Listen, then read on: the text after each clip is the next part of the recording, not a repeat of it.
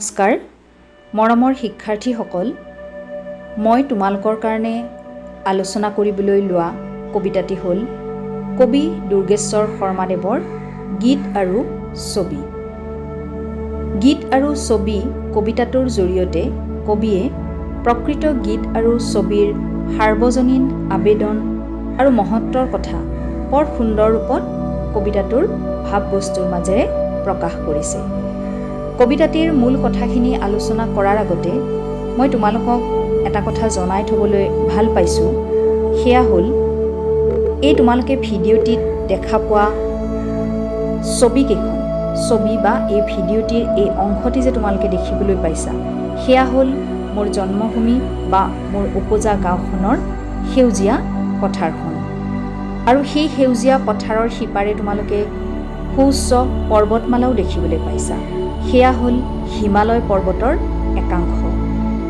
তোমালোকে এটা কথা মন কৰিছানে, এই কবিতাটিত যি ধৰণে কবিয়ে প্ৰকৃত গীত আৰু ছবিৰ এটা গভীৰতা আমাক উপলব্ধি কৰিবলৈ কবিতাটিৰ প্ৰসংগ উল্লেখ কৰিছে, ঠিক তেনেকুৱাই কথা আমাৰ সন্মুখত চকুৰ সন্মুখত সদায় আমি এনেকুৱা ধৰণৰ দৃশ্যবোৰ দেখি থাকোঁ।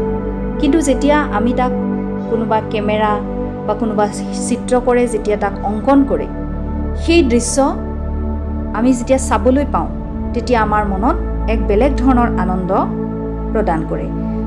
ঠিক তেনেকুৱা এটা অনুভৱে আমি প্ৰত্যেকেই যিকোনো মুহূৰ্তত কৰিব পাৰোঁ।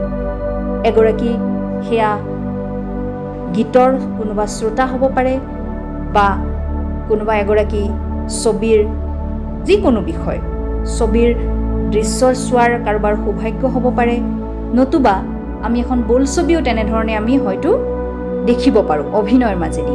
সদায় কৰি থকা কথা এটাকে যদি অভিনয়ৰ মাজেৰে কলাত্মকভাৱে আমি কোনোবাই আমাৰ সন্মুখত প্ৰদৰ্শন কৰে, সেই কথাটো দেখিলে আমাৰ যি ধৰণৰ আনন্দ প্ৰাপ্তি হয়, ঠিক সেই কথাটোকে যেন কবিয়ে ক'ব বিচাৰিছে।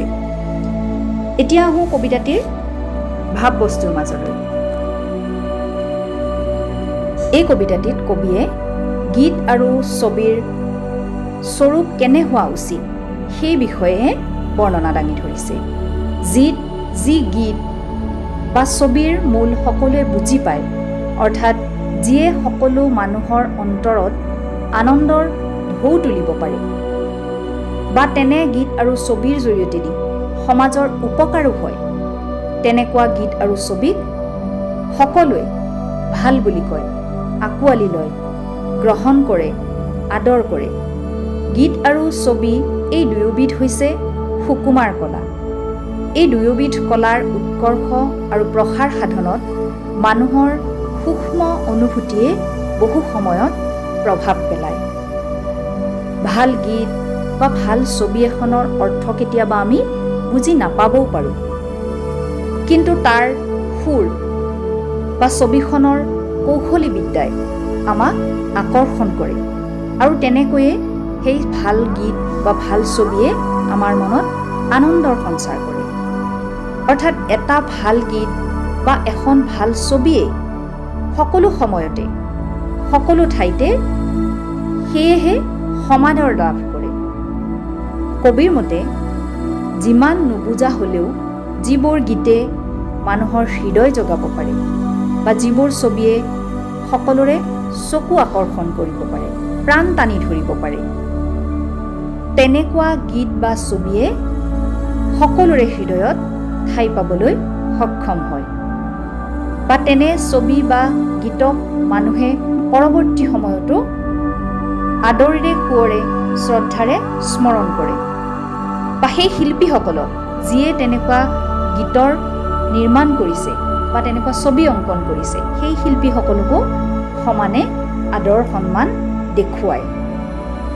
সকলো কলাৰ মানুহৰ অন্তৰ স্পৰ্শ কৰিব পৰা এটা গুণ থাকে। আমাৰ চাৰিওফালে আমি সদায় নতুন নতুন ধৰণে গছৰ পাত দেখি আহিছোঁ, প্ৰাকৃতিক দৃশ্য দেখিছোঁ, নৈ এখন বৈ যোৱা দেখা পাওঁ, পুখুৰী এটাত পানীবোৰ বতাহত কেনেকৈ লৰিছে তাৰ দৃশ্য দেখা পাওঁ, এজাক চৰাই উৰি যোৱা দেখা পাওঁ। এনেকুৱা আমাৰ চকুৰ সন্মুখত অনেক দৃশ্য প্ৰতিদিনে বা গছত ফুলি থকা ফুলপাহ আমি দেখিবলৈ পাওঁ, তেনেকুৱা ফুল তল সৰা ফুলবোৰ দেখিবলৈ পাওঁ। অনেক দৃশ্য আমাৰ চকুৰ সন্মুখত আমি দেখি থাকোঁ, কিন্তু আমি হয়তো তেনেকুৱা দৃশ্যবিলাকৰ কোনো ধৰণৰ আকৰ্ষণ আমি সকলো সময়তে অনুভৱ নকৰিব পাৰোঁ। বা গছপাতবিলাক দেখিলে বা সেউজীয়া ধাননি পথাৰ এখন দেখিলে হয়তো আমাৰ মনত কোনো ধৰণৰ ক্ৰিয়া নহ'বও পাৰে, কিন্তু সেই সাধাৰণ গছপাতখিলা বা সেই সাধাৰণ ফুল এপাহ বা সেই সেউজীয়া পথাৰখন কোনো এজন চিত্ৰকৰে যদি অতি সুন্দৰকৈ নানা কলা কৌশলৰ দ্বাৰা তাক অংকন কৰে, তেতিয়া সেই দৃশ্য দেখিবলৈ অতি ধুনীয়া হৈ পৰে। আৰু সদায় দেখি থকা সেই গছপাতটিতকৈও ইয়াতে আমি নতুনত্ব বিচাৰি পাওঁ। আৰু সেয়েহে ছবিত সাধাৰণতে দেখা পোৱা গছপাতখিলাও হৈ পৰে আমাৰ বাবে এটা আকৰ্ষণৰ বস্তু। সেই ছবিখনে আমাৰ মনত ক্ৰিয়া কৰে, বাৰে বাৰে ছবিখন চাবলৈ আমি হাবিয়াস কৰোঁ।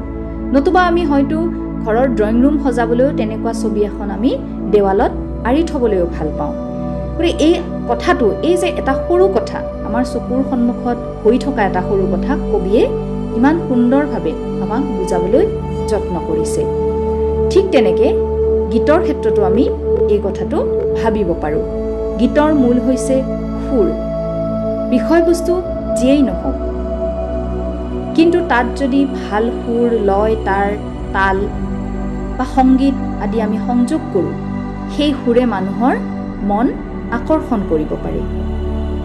অৰ্থাৎ আমি সদায় শুনি থকা সৰু সৰু কথাবোৰেও কেতিয়াবা গীতৰ ৰূপ পালে আমাৰ মন প্ৰাণ জোৰ পেলাব পাৰে। সুৰকাৰে নিজে বিভিন্ন ধৰণৰ কলা কৌশলত বিভিন্ন কথা আহিব পাৰি। নতুন নতুন বিজ্ঞান প্ৰযুক্তিয়েতো বিভিন্ন ধৰণৰ কলা কৌশলৰ প্ৰয়োগ কৰে। গতিকে সেইবোৰ প্ৰয়োগ কৰি সদায় শুনি থকা কথা এষাৰো যদি গীতৰ মাধ্যমলৈ আহে বা গীতত পৰিণত হয়, তেতিয়া আমি সেই গীতৰ সুৰৰ মূৰ্ছনাত আমাৰ হৃদয়, মন মগজু প্ৰাণ পাই উঠে বা আমি পুলকিত হৈ পৰোঁ। যি কৌশলী বিদ্যাৰে সাধাৰণ গছপাত এটিক আমি ছবিৰ ৰূপ দিব পাৰোঁ, সদায় শুনি থকা কথা এটিক গীত হিচাপে প্ৰকাশ কৰি মানুহৰ মন আকৰ্ষণ কৰিব পাৰোঁ, সেই কলাৰ বা সেই কৌশলী বিদ্যাৰ কেতিয়াও মৃত্যু নহয়। অথবা আমি এনেকৈও ভাবিব পাৰোঁ যে এজন চিত্ৰকৰৰ হাতৰ পৰশত প্ৰাণ পাই উঠা এখন ছবি অথবা ধুনীয়া সুৰৰ পৰশত প্ৰাণ পাই উঠা এটি গীত মানুহৰ অন্তৰত যুগযুগী হৈ ৰয় কেৱল কৌশলী বিদ্যাৰ জৰিয়তে। সেইবাবে হয়তো কবিয়ে কৈছে যে ভাল গীত অথবা ভাল ছবিৰ সঁচ য'তেই সিঁচা হয় তাতেই ই গজালিও মেলে। ইয়াক কবিয়ে সেইকাৰণে অজৰ অমৰ বুলি কৈছে। অৰ্থাৎ ভাল গীত বা ভাল ছবি এখন সদায় ৰৈ যায়, অজৰ অমৰ হৈ যায় বা সি সাৰ্বজনীন ৰূপ পায়। যিখন সমাজতেই নহওক কিয়, যিটো পৰিপ্ৰেক্ষিততেই নহওক কিয় বা যি পৰিৱেশতেই নহওক, সি বেলেগ বেলেগ ঠাইত হ'লেও বেলেগ ৰূপেৰে অমৰ হৈ থাকে। তোমালোকে কবিতাটি নিশ্চয় বুজি পালা। ধন্যবাদ।